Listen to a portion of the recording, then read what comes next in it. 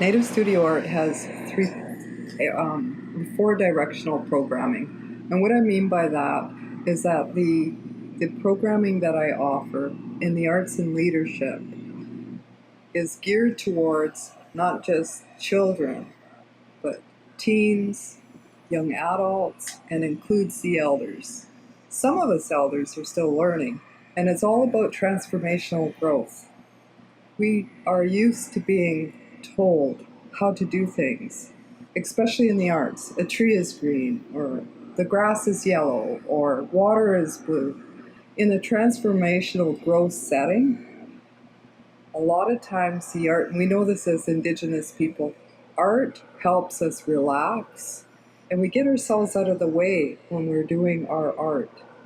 And how the leadership becomes immersed in that is that there are things in our community as First Nation people and all over the world. This is why I say four directional, because I don't want to leave out other cultures. Such things as respect, value, cultural mores, those kinds of things. And how I manage to do that in the arch is when we get ourselves out of the way, all of a sudden we realize that what we want to do in our lives is quite different than what we thought, because we've been thinking that maybe mom or dad or have told us that we're really good at something, but we're really stronger in another area. And Native Studio Art is really about walking in your power. And a lot of us, myself, have traveled throughout Canada and learned from the elders and from students and from my family and from various people. My background, portfolio, being a social worker and an instructor and working with adults and children for more than 20 years. You see Native Studio Art, it's a small business. However, all those skills and attributes and lessons that I've carried, it didn't just pop up in 2015. This business has been with me for 50 years. It's taken me 50 years to get here. And when I talk to people in Native Studio Art and they come, I coach and mentor them. What I do is I help creative people identify their dreams and pursue them. The learning objectives in today's education world, it's called learning styles. When we see, we feel, we do. It's kinesthetic, it's visual, it's auditory, and art helps us do that. It helps us get into it, immerse. We know this as First Nation people, whether we're hunters or gatherers or preparing for feasts and that kind of thing. And so basically, I think that what has happened for us is that we need to bring the land base back into our education, and we do. I'm not saying that we don't, because what I mean about the land base as an artist is you see I'm surrounded by paintings of water. The energy, the fuel that I gather is not just from the land, it's from the water, the air, the earth. It's biodiversity. It's in the grasses that we weave. It's in the cedar that we pick. And I can go on and on about how that lesson, that learning style and the objectives help us transform and identify our own spirit within ourselves. An example of an excellence in Indigenous education has always been for me, and it's captured my imagination and everything that I think of. I can take you back to the 1980s when I first heard an elder talk about the plants. He was a medicine person. I was captivated by the way he told a story. And the story led us into the healing practices of the land itself and brought me back at that time when we talk about residential schooling, its effect, the syndrome, and that kind of thing. It touched me inside of here. And so the best practices I've ever seen, because I followed that. And then it brought me into a lot of conference and seminar rooms conducted by a lot of various, I should say, First Nation people, whether they were Dakota, Sioux, or Cree, or Ojibwe. It's taken me to their homes to learn about their foods, to be a part, and it's always see and do. I remember when I did my first drum. I was watching the person and practicing the lacing. And then he passed me back the drum and he said, now you do the other side yourself. And I went, you can't leave me. And he left. And I was like freaking out because everything that I do and I've been taught has been linear. And when I say linear, it's black and white. It starts from the top of the page down. I'm supposed to lace this drum. I'm going to make a mess. I laced it. It took me about an hour or two, but I laced that last half and I was proud of myself. And that's empowerment. That power he gave me was trust and encouragement. The most excellent programs I've ever seen are exactly that. And classrooms that provide that kind of interaction give the power back to the learner. The success of my program, and I gave this a lot of thought, people would, in the education world, know about the rubrics, right? A rubrics is an assessment or evaluative tool. When we teach as elders, I'm not there.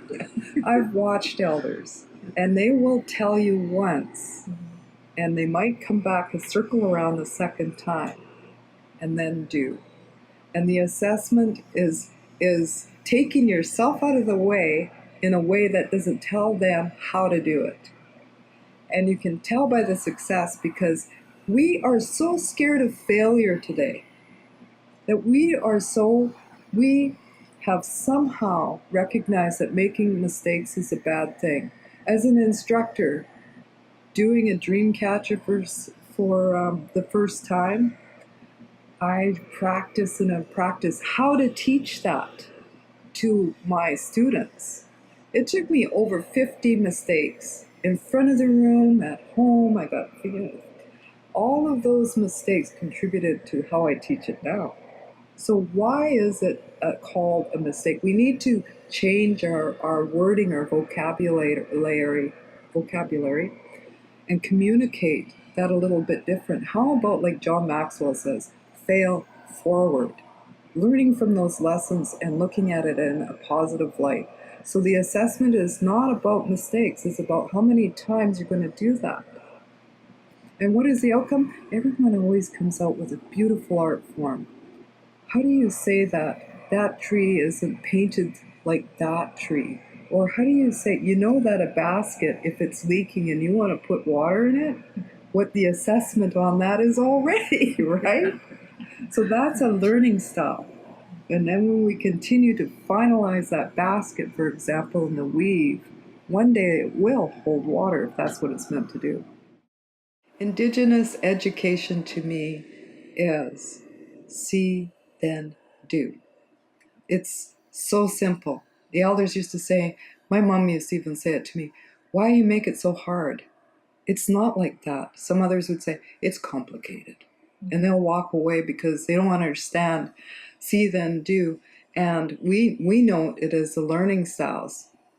And the elders would just say, oh, you see it, you hear it. First listen, see it, do it. Mm-hmm. That's an interesting question because I had a vision of what I wanted to do.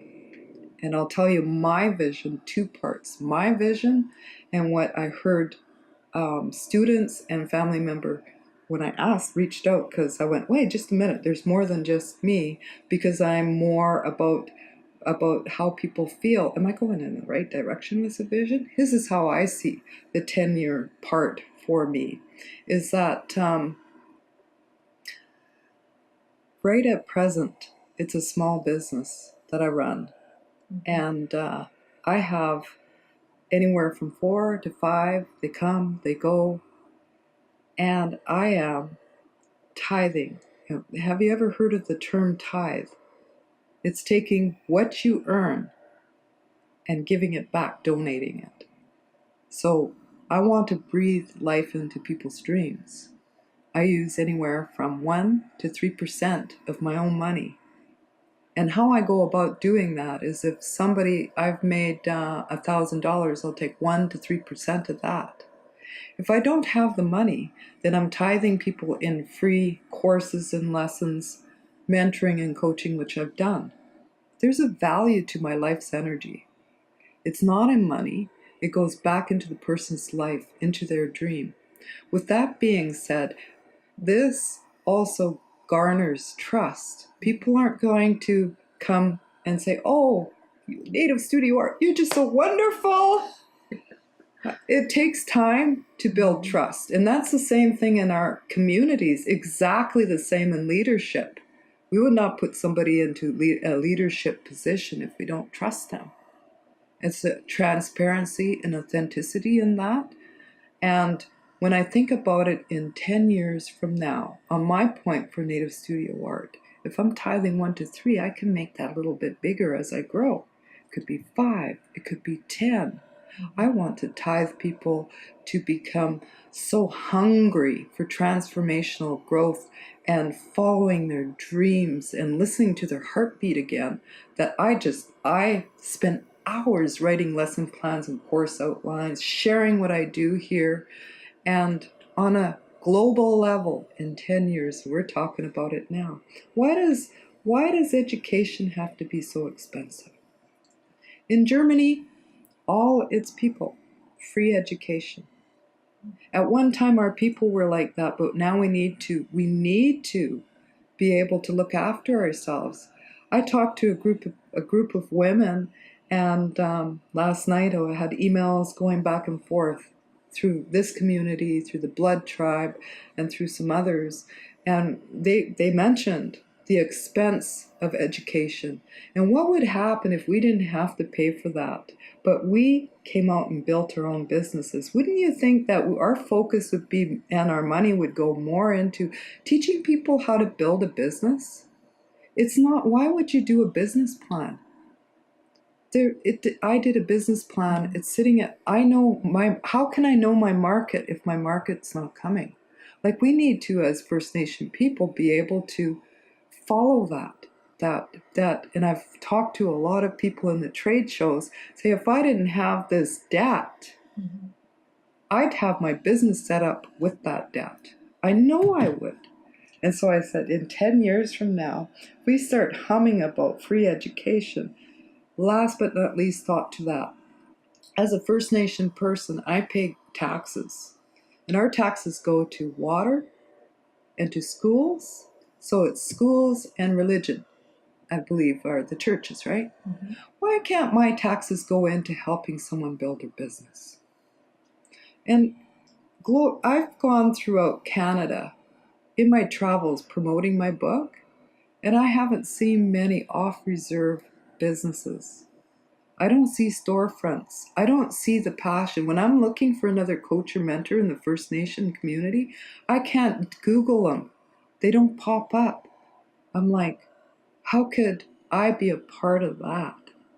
So in 10 years, I see more First Nation businesses that are visible. How do I know that? I don't know, but what would it hurt to visualize and dream?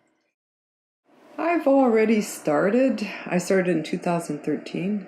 Everything that I've built has come from whatever I've made or from money that I've put aside for the business, and because I'm passionate about it. I've built a game called the Clan Cards. I have in front of us a prosperity journal for transformational growth. How would you know you're growing if you can't keep track of it? There's an assessment as an instructor. I have various books sitting in front of us, from magazines to books. The main one is Walking in Your Power, which has 13 chapters. Each one of those chapters is fueling another book or a game or a process that'll support people in transformational growth. There are cards, flyers, art supplies. The list is there. And the development is timely because as a small business, I'm not sitting here during the day. I spend anywhere from 10 to 12 hours every day, Monday to Friday, a full-time job. The difference here is I'm living my passion.